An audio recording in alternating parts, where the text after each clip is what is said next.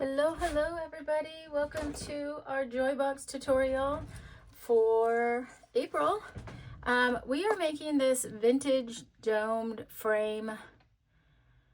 I don't know if you want to call it a collage art, framed art, I guess. So this is what we're making today using some different layering techniques, some printables, and then I included in your kit some ribbon and some fabric. If you wanted to make a little bow to sit down in the center, feel free to add to it as you want.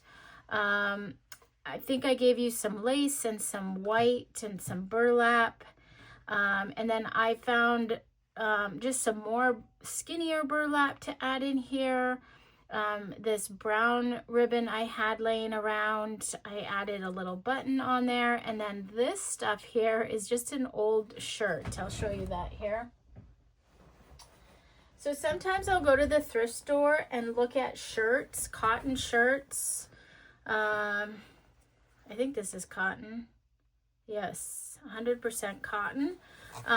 In patterns that I like, and then I'll just cut it up and rip it up and use it to create fun ribbon. So this was just an old men's shirt that I got at the thrift store, I think probably during their bag sale, and that's typically kind of how I find unique and fun fabric to make bows with. I really like this, and we've done this in the past, but I really love this ripped edge, kind of funky, junky, vintage vibe. And then I did have, now these aren't attached, but I did have some greenery that I stuck in there. You could find some little picks and things. Maybe it's a flower you want to stick in there.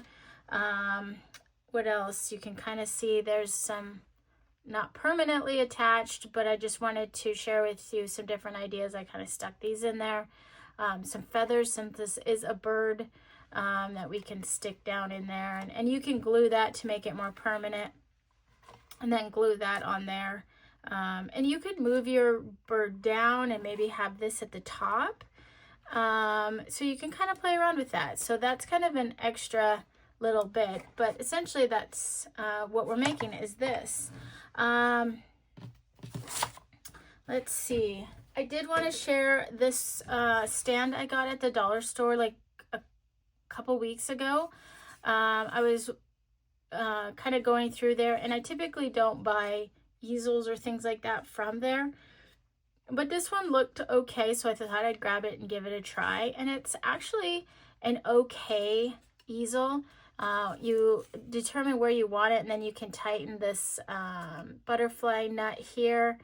And you might need to add, put a screwdriver on here to hold it in place. But what I found is it just works perfect for these little bit larger signs that we do. And you could change it out. And it comes unfinished, which is another reason why I grabbed it, because I like to finish things that match my decor. Comes unfinished. And you could stain it or paint it or whatever, and then you have a cute little easel. So I like this type of easel as opposed to like the plate easels, where they interlocked, because it's a little bit higher, so I feel like it holds things a little bit better. Anyways, just wanted to share that with you guys. So you're gonna get lots of these pieces in your kit that make the frame up. A bird with on a branch with some leaves. You've got your base, and then the sandwich piece. So this gives us those layers. We're building up on this frame to create those layers. And you also have a printable that we're going to use on the background. Now you don't have to use this. Melanie's already finished hers. Bravo to Melanie. Before the tutorial came out, and she used a different printable. Maybe it was scrapbook. Maybe you have some scrapbook paper that you want to put behind there. Maybe you just want to paint something pretty, a pretty background, or maybe paint some flowers back there. You're more than welcome to do that, but I will be going through and showing you how to use this. And then I am going to be using a piece of Kleenex to create my crusty, rusty finish. And you could use tissue paper, but I don't know if you can see it in the video, but I have all these great bumps and cracks and different things that, excuse me, that create this dirty, rustic finish. The other thing I want to note is you'll notice I have some gaps here. You can't really see it, but I've got some gaps here and then some gaps here that I've just kind of filled in with tissue paper. That is on purpose. I wanted this frame to look vintage, so I purposely created the frame to have imperfections. So things aren't going to line up perfectly. Keep that in mind, okay? Even if you don't use the tissue paper, it will turn out great. You'll have more of those cracks, which are, I think, lends to the beauty of the rustic finish. So let's get started. I am going to start by putting down my image. And I wanted it to look old, so I crinkled it up before I put it down.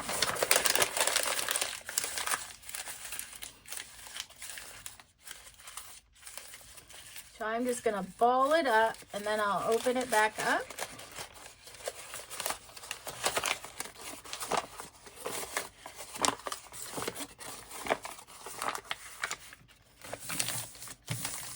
So there's no right or wrong way. If you wanted the clock down here because you were going to put your bird a little higher, you could. Although your clock would be upside down if you went this way. But you know, if you're covering it with a bow, it might not matter. So anyways, so like I said, use this, use some scrapbook paper, some other fun paper that you might have, whatever you want to do. I'm just going to use a standard all-purpose glue here.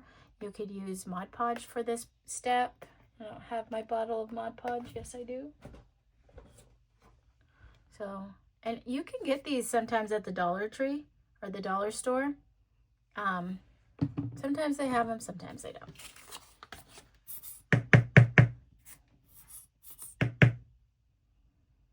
When I first started crafting, I always thought you had to have the exact adhesives or the right materials, supplies to create your piece. And the more I get into it, the more I'm finding simplicity and just going with the flow. You don't have to have everything be perfect and exact. Use what you have. The point is to get in and get creative. So as you're placing your piece down, you just want to be mindful of where your frame is going to sit. So this is going to sit, just going to try and line it up. You can also put this on top and kind of keep it in this, knowing there's a second layer here. So as long as it fits between the big frame, the big sandwich frame, you're good, because the second little frame is going to sit inside there. So if you're trying to portray something too, you want to keep that in mind. So I'm going to use this squeegee. You could use an old gift card. Just use your hand. And I'm just going to smooth it out. I don't want to smooth it out too much and get rid of my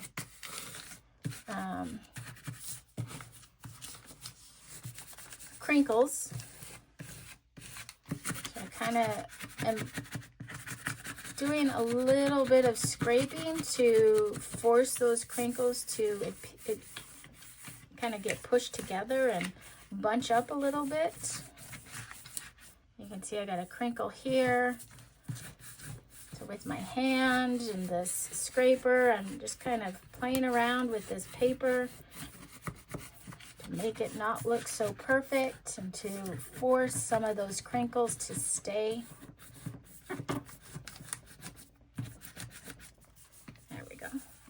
All right, now I'm going to cut the excess off. You can cut before, but this is all going to get hidden.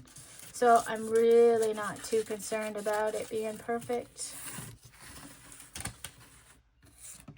take my scissors and run it around here.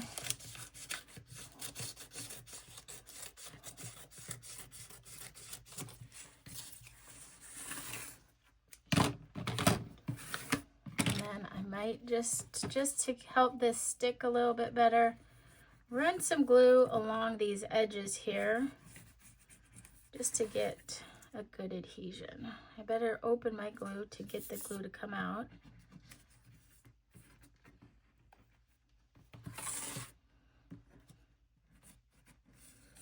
When you're creating something rustic and vintage and grungy and old, you want to throw perfection out the window. We want to have lots of imperfect moments in our crafting to really create that rustic look.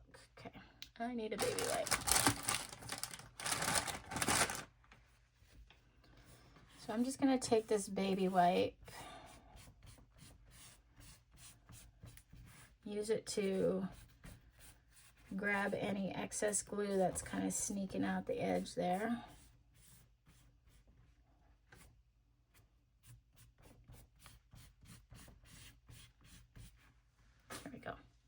So there we are. I also noticed that I added some color here, which we'll do when we distress the whole thing. So you'll notice that it looks a little more dark. I added the color of my bird up in here. I added some dark colors, some whites here and there. So as I work on my frame, I will also be adding some color to my base. Okay, the next thing I'm going to do is I'm going to glue my frame on. So we're going to start with the sandwich piece, which is your whole frame.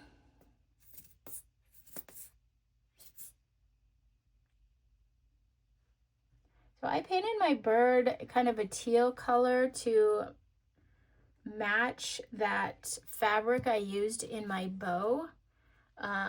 I tried to create a printable that kind of pulled out some different colors that would go with really anything. Greens and pinks and reds. So if you wanted to add a certain fabric or ribbon to your bow with a certain color, you definitely could change up the color of the bird. You could just stain the bird, which would look really pretty. You could stain the frame. So many different options. You could paint the frame a different color and keep the bird white. So I'm going to let that sit for just a minute. And we're going to paint the bird while we're letting that just get a good adhesion. And I'm going to use this Mills Spring Blue. Get the wording right. I'm recording on my phone today and not my normal setup because heckity, oh, I got a little broken piece there. If one of your leaves breaks, that's okay. We're just gonna go with it. I'm gonna glue it on later. This is a little bit lighter than what I used previously, this color. But anyways, so I'm recording on my phone. So, I mean, the quality should be good. It just might be a little smaller than normal. So I'm hoping to stay in frame. It's not pointed at me and I'm not mirroring it anywhere. So I'm doing my best here. My laptop is, gosh, I don't want to say it's on its last leg because it's still a good laptop. Like, the specs of it are still really good, except for the fact that it does not want to process my videos at all. So everything but the graphics card is great, is doing great. Like, it does 90% of what I need it to do. And it's just so frustrating. I mean, I know technology always has to keep moving, and I try not to complain too much about it, because, well, I worked in IT for so long, it just comes with the territory. But when you are a small business owner and you have to go out and buy a new laptop or system, it can get frustrating. So we are in the process of looking at what is going to be a good fit next year. And when I bought it, I mean, it's like 4 years old, 5 years old, which is, you know, about the, as crazy as it sounds, about the time frame for a laptop.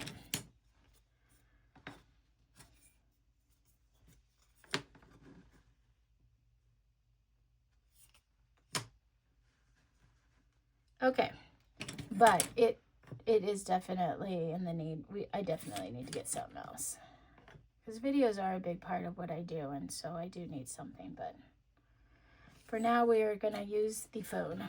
All right, so as you're laying out your pieces, there are, you know, they aren't perfect, so they're not going to be interchangeable. Like, usually I try and make my pieces so, you know, this can go here or that can go there, and it makes sense. But because I wanted this to look like it was a broken old frame, I made it imperfect, which means it's not interchangeable or symmetrical. So just kind of play around with the pieces. This piece has a slight curve where it's coming up, so I know that one goes there.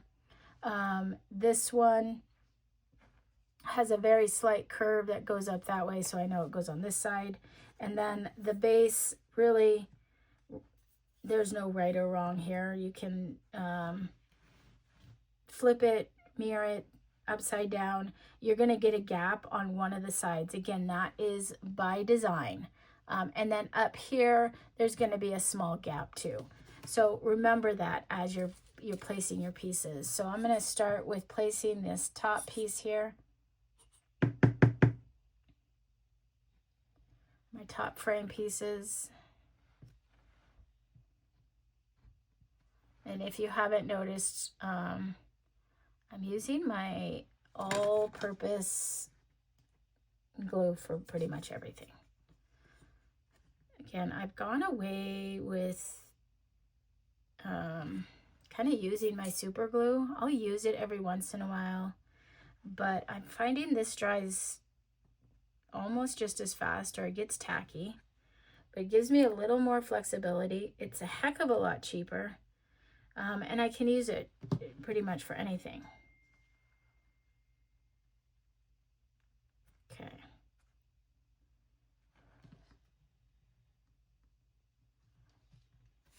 And I'm not going to be too concerned if everything doesn't line up. Again, we're going for that rustic old look. So now I'm going to put, I should lay those pieces out just to make sure. Let's see, so this inside one, again, has that small curve right there. It does have like a little gap right here. It's like a very short L almost. So I know that one goes there. And I'm sure that one goes up there. I can glue that one in. This one has that small curve where it's curving around there, so I know that one goes there. This one is gonna just be kind of funky, that's all right, and then that goes there. So lay out your pieces, figure out where you want them, and then put your glue down. That way you're not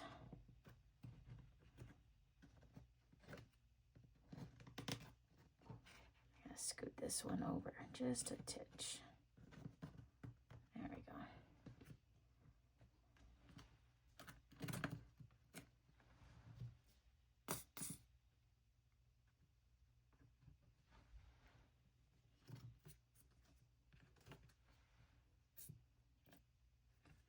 I just got done painting next month's Joy Box. And I don't tell you guys about them to overwhelm you. I hope you're not overwhelmed. I know that getting time to get crafty can feel like overwhelm, and my goal is never to overwhelm you. I just tell you in excitement because I think it's there. Every month is just so fun. But I got it done, and you guys, we are gonna create our own beads for this project.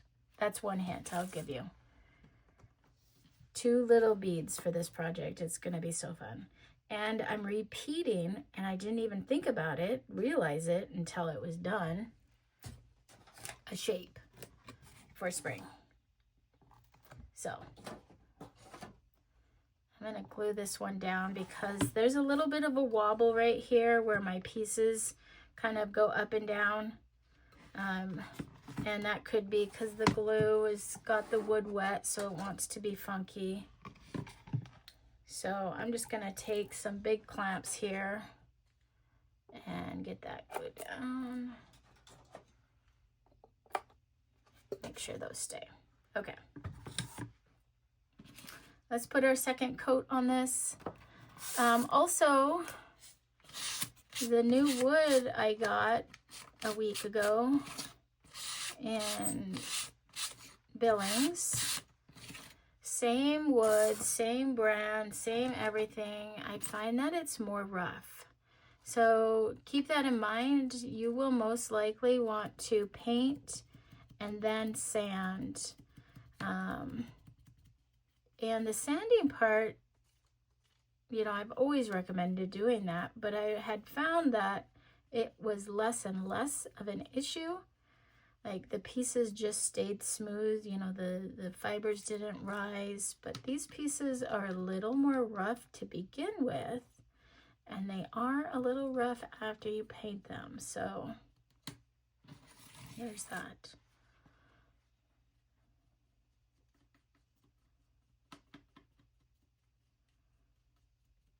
I've been looking at sourcing some different wood from different places for the past 6 to 3 months. Just trying different things, trying different wood, and then, well, prices aren't the best right now, so we're kind of waiting to see what happens with the world. Here we go. All right. So while this is painting, I am going to come in with some color in here. So again, I'm going to add some blue. I've got some white, and I've got my all-time favorite antique wax. So let's get some of that on my palette.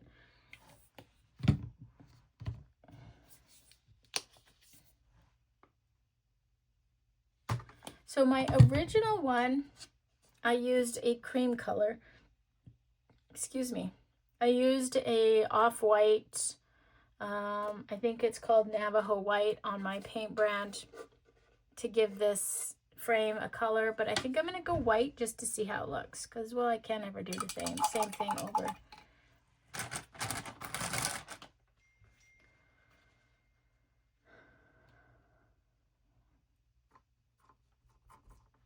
So we're just going to come in kind of, especially around these edges.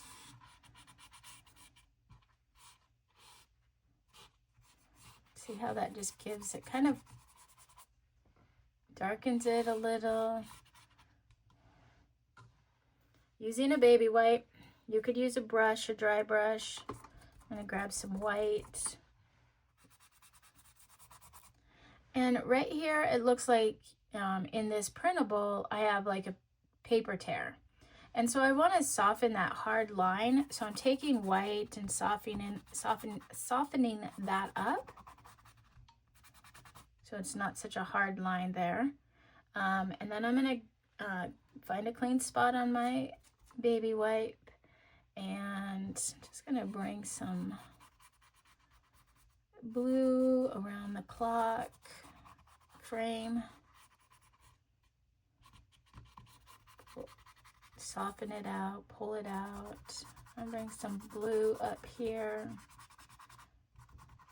See that same color. think we'll call that good for right now. Probably do more as we go. All right, so let's get started painting our frame. I'm going to put the bird over there so I don't break it. The leaves are delicate. You could tape it down if you needed to.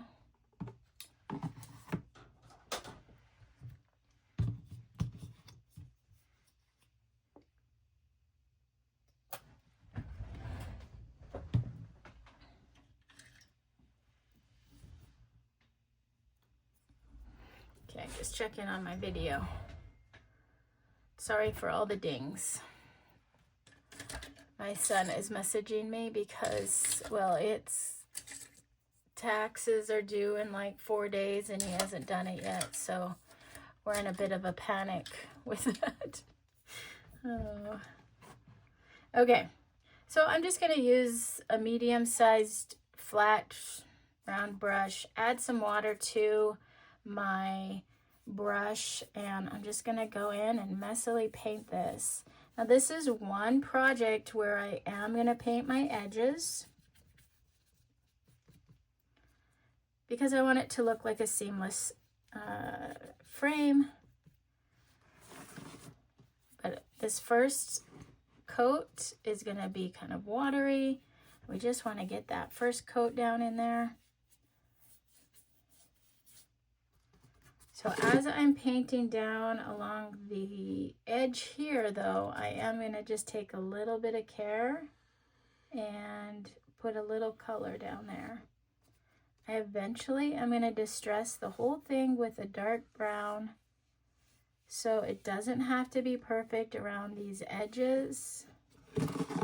If you find it easier to, put a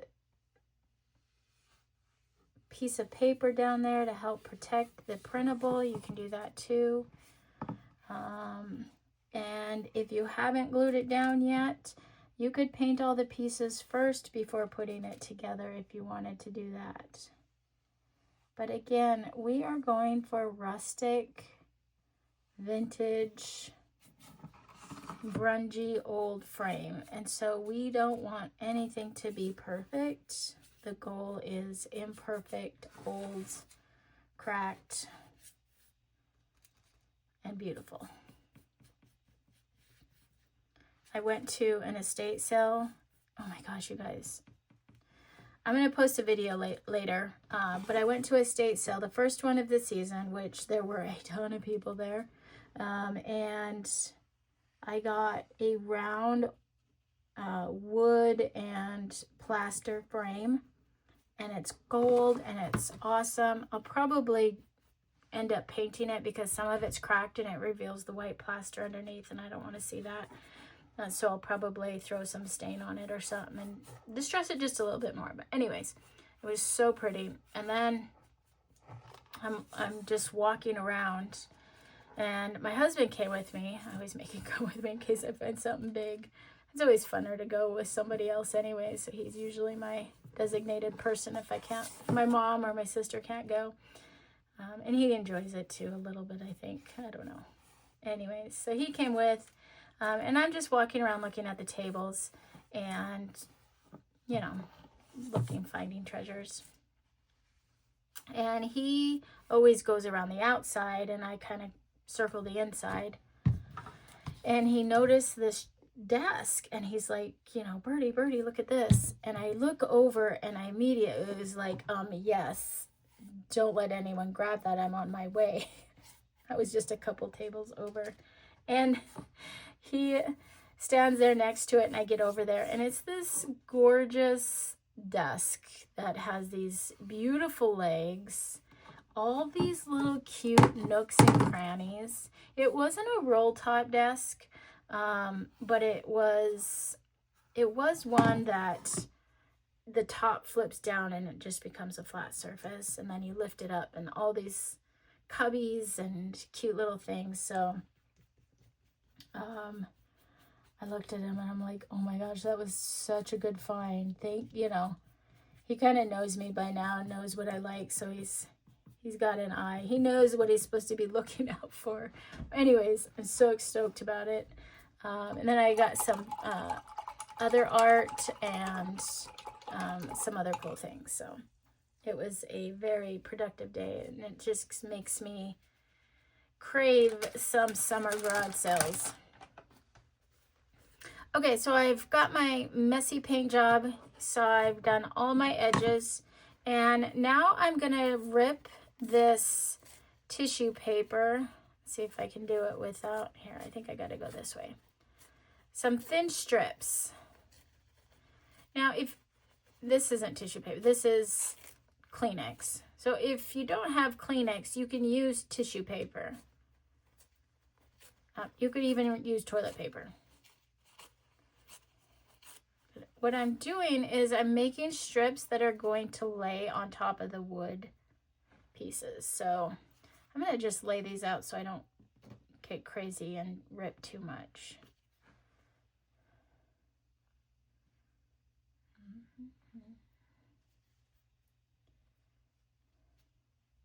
And sometimes tissue paper's 2-ply, so you can get a couple different plies out of it.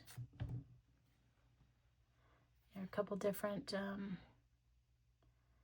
you can separate the plies, I should say, so you can get multiple pieces out of one strip.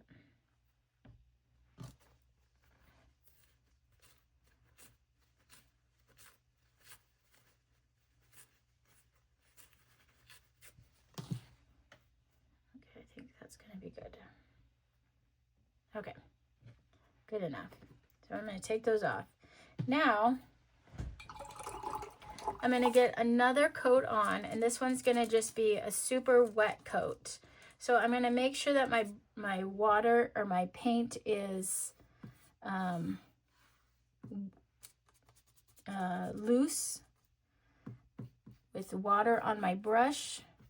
I'm going to paint a coat on, and then I'm going to grab my tissue paper or my Kleenex here, my strips.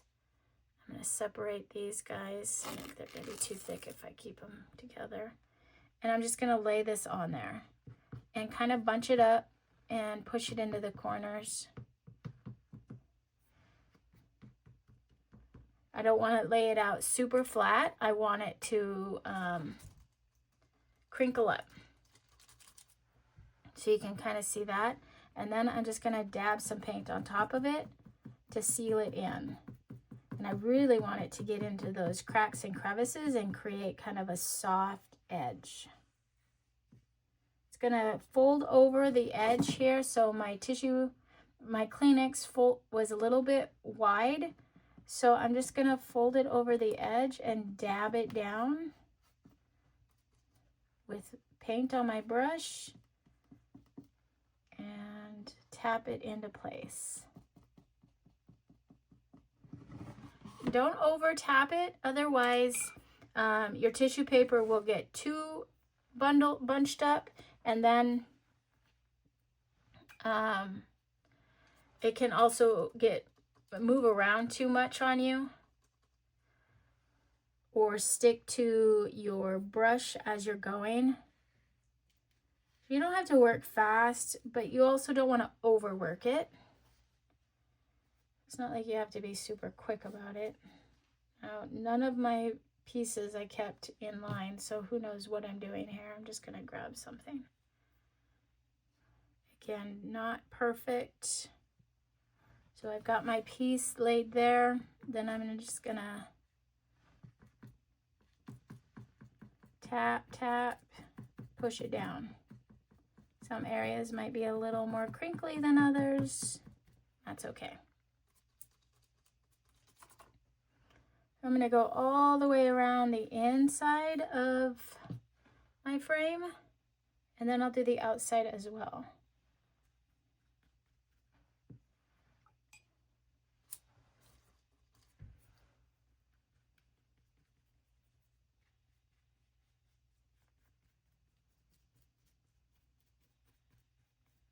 If it's a little wide, that's okay. Just push it down into those cracks, into those inside cracks there. Or if it folds over, then just tap it into the edge here. And there we go.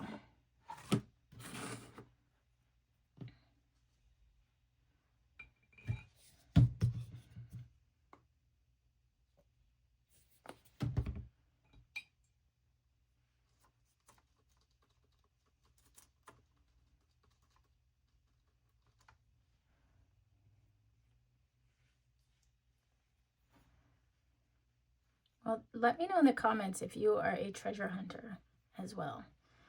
If you love or hate garage sales.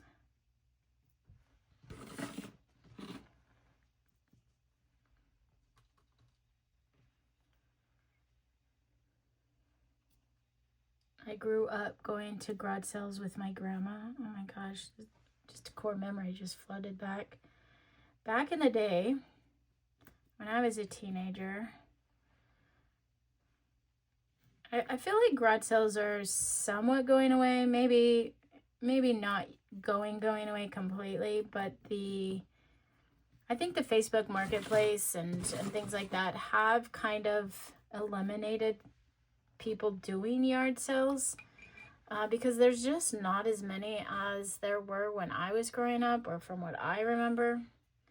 But we used to go, my mom, my dad's mom, my mom's mom, so both my grandmas, and they would sit with the newspaper the night before and write down all the garage sales they wanted to go to.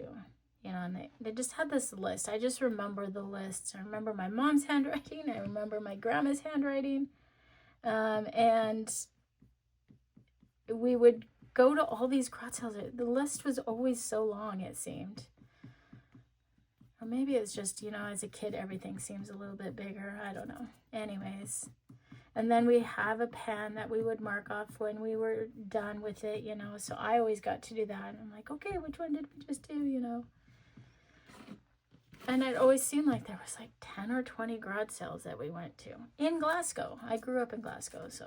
And that's a lot, because right now sometimes there's like maybe 5, 3, 2. Unless there's like the big one where it's a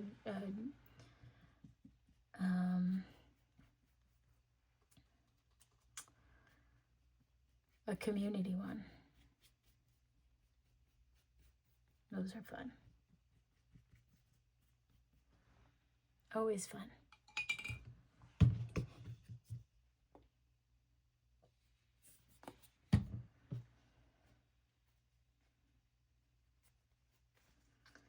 Okay.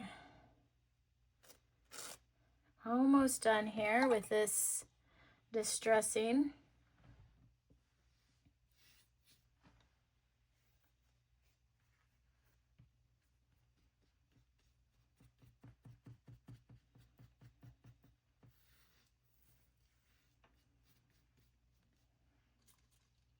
This tissue paper is super delicate, so if you don't get it on there in the right spot right away, more than likely that's where it lays. So I have a hard line right here. I laid it too far inside so that it didn't cover my entire strip. So what I'm going to do to cover up that hard line is I'm just going to put another piece right on top of that. I don't want it to look intentional. I want it to look old and crusty, not like I put tissue paper or Kleenex on my piece. So if you put a piece down and you don't like it, before it dries, you can, you know, scrape it up and start again if you want. But you won't, if you're using Kleenex, you probably won't be able to like lift it and relay it. It will tear.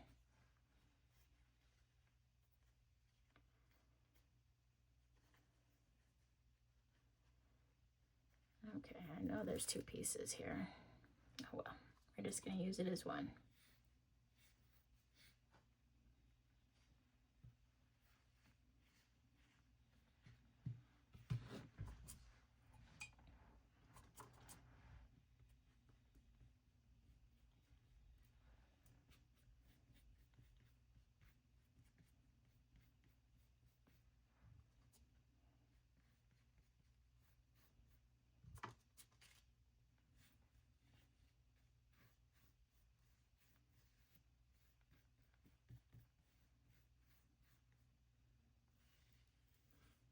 Alrighty. There we go. Alright, so while this top is drying, I am going to come around this edge here and put a second coat. When you're painting these edges, it probably will help if you wipe them off, kind of get that burnt edge soot off. I did not, so I'm going to be able to see some of that sneaking through the white. If you wanted to have a nice clean frame, you'll want to wipe your edges just with a damp rag or a baby wipe.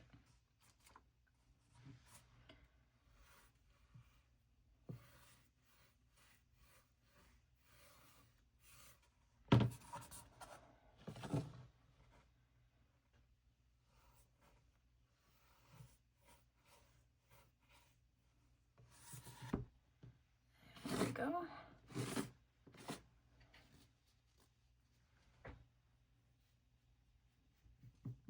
And because I'm distressing mine, I'm okay with it showing some of that yellowing burnt edge through.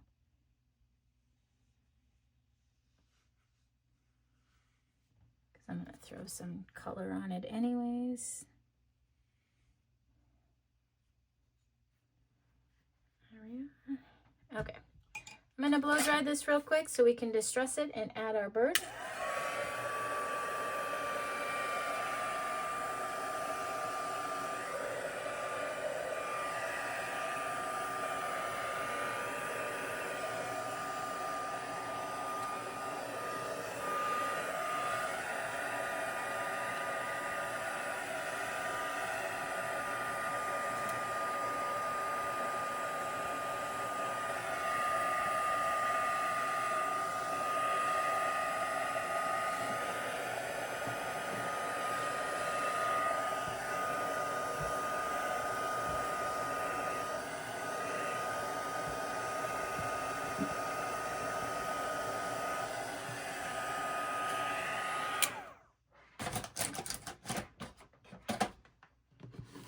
Okay, I just want to show you the difference between the white and the cream.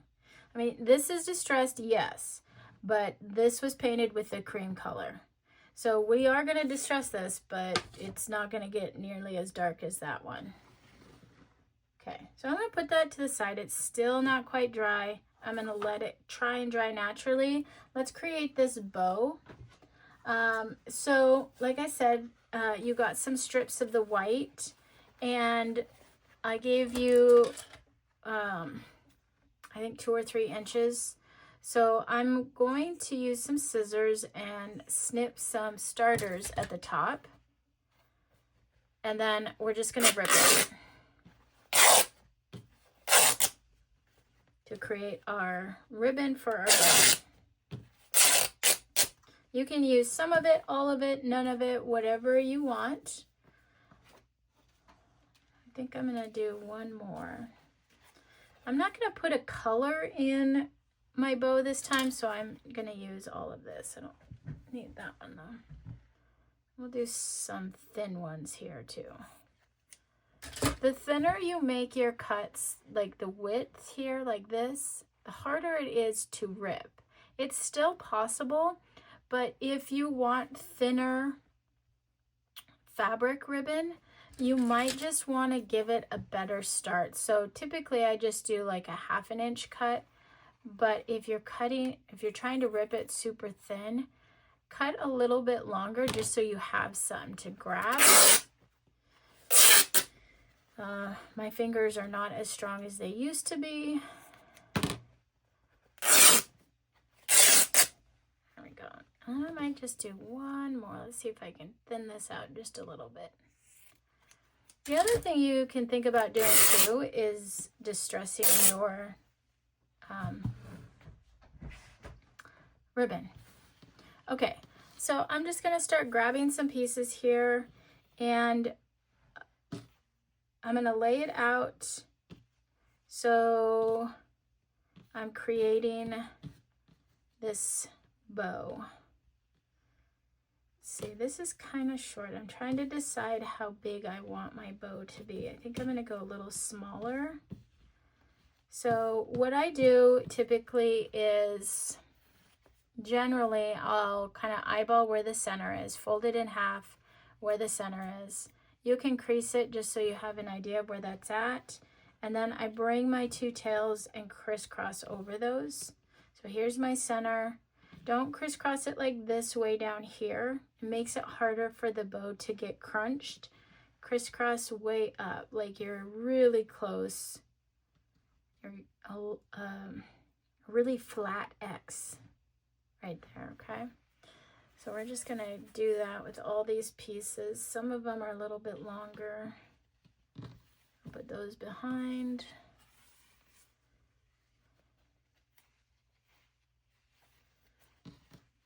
And I really don't care if they're all exact.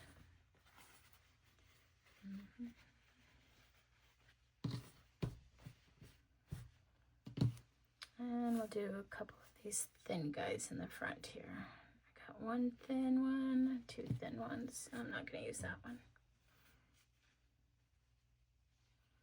So if you have raffia at home, if you have old fabric that you want to use, feel free to use whatever you want.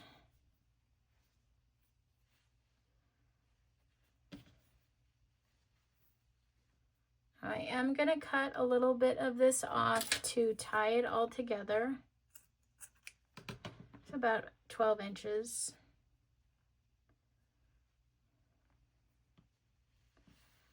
Okay, and then I'm just going to grab it at the center. It looks super messy right now, but we're going to fluff it here in just a minute. So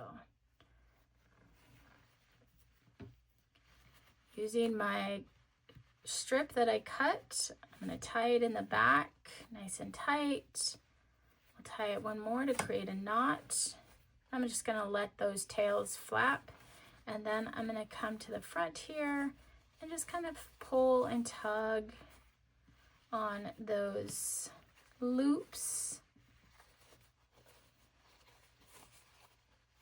And then I give it a little shake to fluff it, and there we go.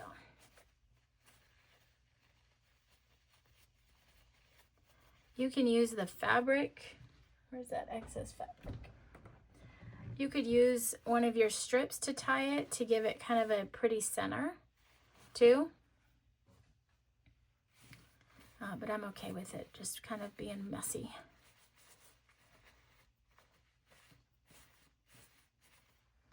And then, like I said, find some greenery, stick that in there, some feathers, things like that. So there's that.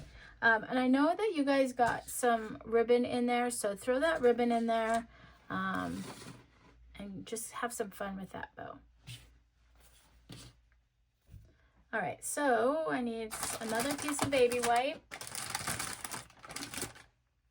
And we're going to distress. I'm going to start with grabbing some of the antique wax. I tapped it into the wax and then I offloaded it. I want it kind of light. And then I'm just going to go and drag it over the top of my tissue paper. If it's still wet, just take care. You can continue on, but you might pull that tissue paper around, lift it up a little bit. So you might want to wait on distressing it till it dries. I have a couple damp spots, so I'm just going to be careful on those areas. Really focusing kind of in these seams here where my seam is for the frame. Pulling in some dark there. Bring some around all my edges here.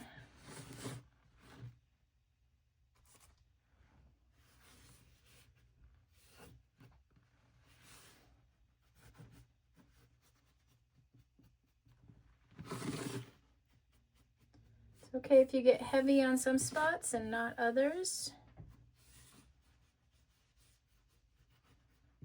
That's how distressing works.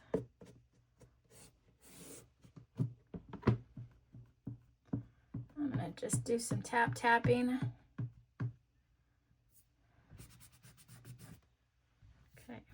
I'm gonna hold on to that. Then I'm gonna get a smaller brush here with some of that dark and drag it right into that edge where the two frames meet. I want that to be super dirty looking. Plus it will help give it a little more dimension and definition to have that dark line down in there.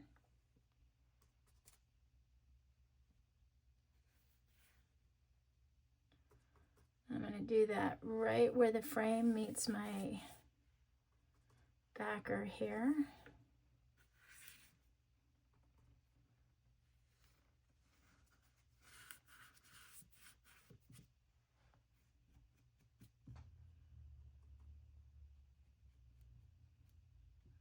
Tap in a little of this dark right where that frame pieces meet.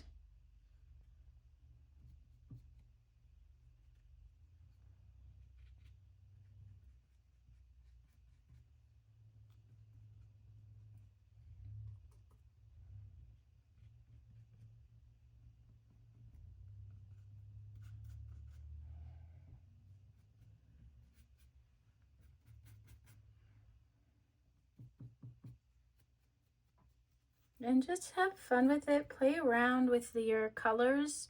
Let's just throw some blue in there. Just a couple of swipes of that blue with the brown right on my brush. It's all right if they mix. Points of interest here. Maybe this frame was sitting against another blue frame and some of that paint scraped off.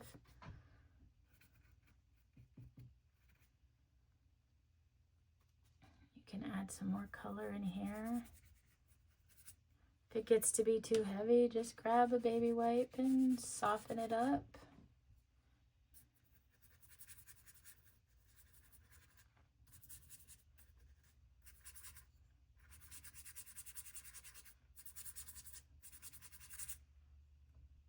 There we go. So let's look at the differences here between a white colored frame and a cream colored frame. So this looks distressed, but the cream colored sure makes it look just a little bit older. And then I'm just not loving this burlap in here, or this jute. Let me just pull some of it out.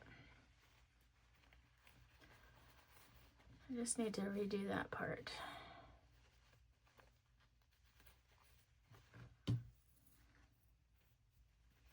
I had 2 loops on one side and only 1 loop on the other, and my brain couldn't handle that. There we go. Plus it wasn't gathered together right, so it looked kind of messy. I like that better. Okay.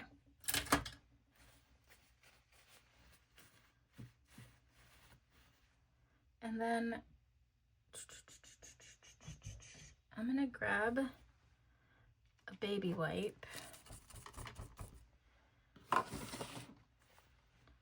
and kind of maybe bring some blue into my white here. And then let's bring some dark. Make the fabric look a little old.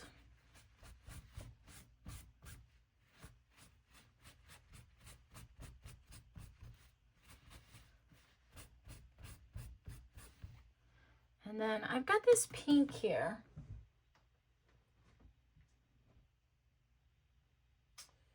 I don't have my pink in here, seriously.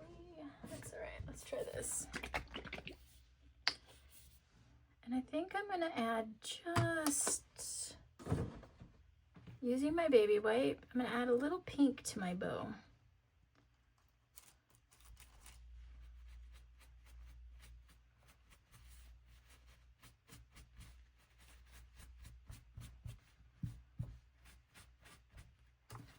There we go, let's give it a shake. Oh, that's kind of fun. I like that. It looks like painter's fabric. Like, really. So then I would just take some hot glue gun and glue that wherever you wanted it. I think I would want it over here on this side this time. And then I'm going to grab some glue and we're going to glue in our little bird.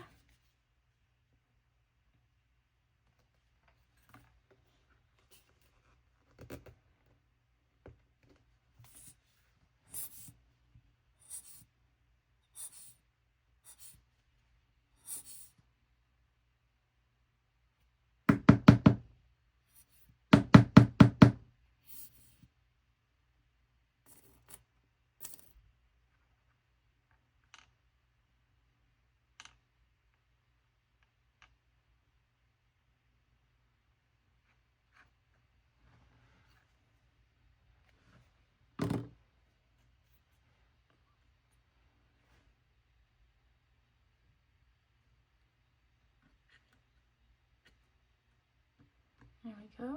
And then I have a little piece of, I don't remember where this went. Oh, up here. Okay.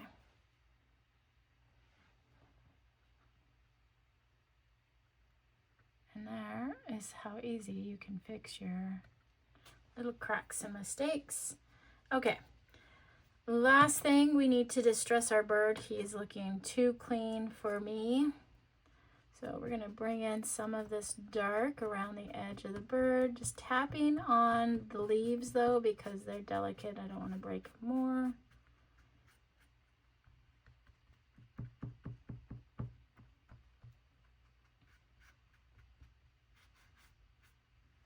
And there we go.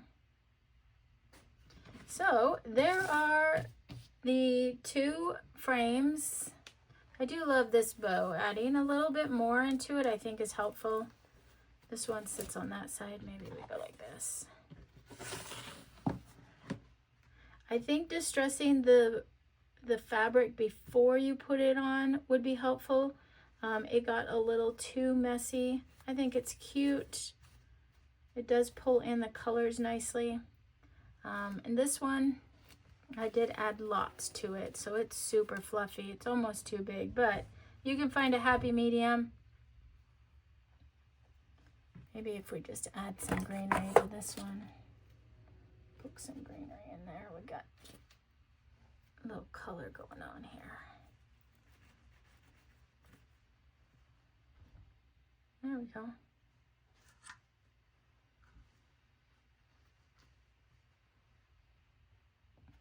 All right, there we are. There is your April Joy Box tutorial.